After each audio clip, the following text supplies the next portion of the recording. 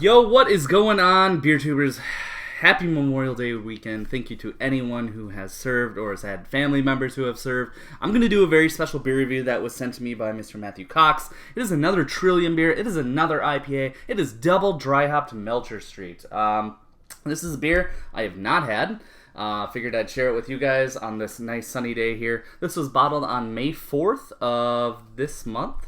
So, looks like about 25 days old at the time of recording, which actually, I like these beers with about, 2.5 to 3 weeks to even a month. I found that they really, really fresh. They're a little bitter, and they can come off a little yeasty. So, this one's had some time to chill in the fridge. It's been pulled out for a few minutes. It is cold. 7.2% alcohol by volume. Double dry hop Melcher Street actually features, I believe, Mosaic and Columbus hops. I do have it pulled up. Yeah, Mosaic, Columbus. They use 2-row barley, white wheat, Care Crystal 15, Dextrine, and Dextrose. So standard trills, malt bill, standard hops.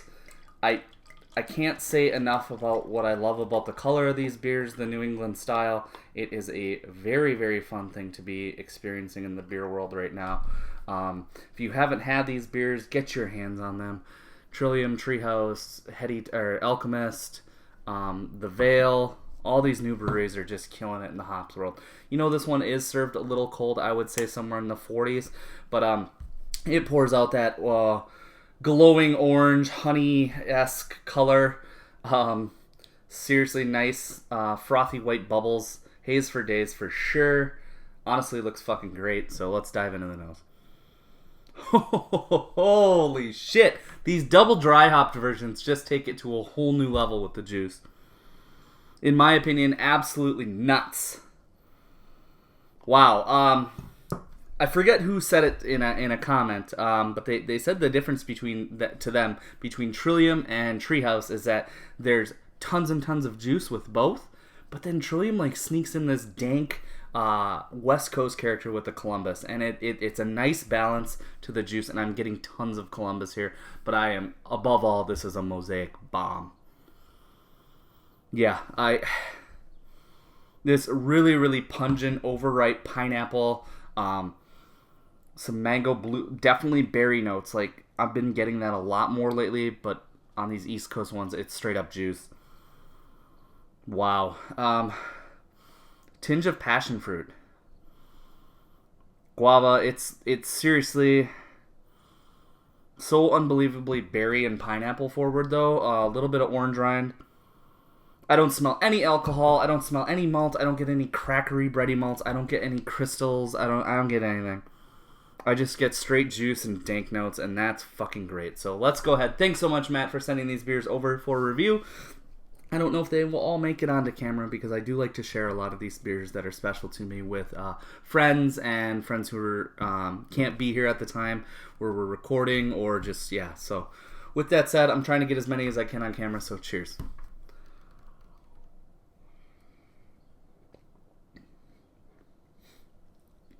Insane.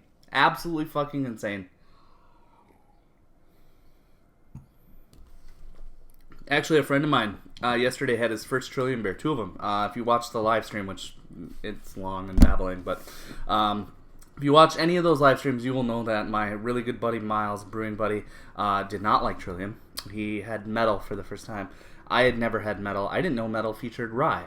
I guess he just didn't really like how the rye and how there was all these distinctive flavors happening.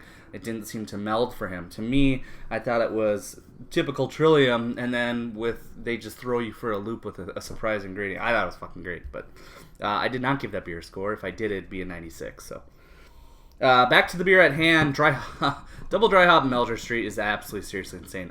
It is a little bit cold, so with that said, I'm going to take a few minutes. I'm going to let this one get up to the temperature that I really, really like to drink these beers, and I'll be right back. So see you in a few. Hey, we're back finally here. Sorry about that, guys, for putting you on hold here, but I had to let this beer warm up. Usually I do have my shit a little bit more in order, but as far as double dry hop to Melcher Street goes, it's been about a good half hour. I've just been I poured out some more and just let it sit here, and it's been warming up. It's kind of changed as a beer, so, I mean, that overripe pineapple really starts to leap out of the glass. It's so citrusy and dominant and tropical.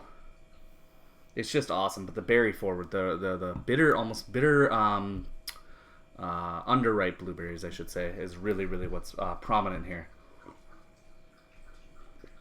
At least for me.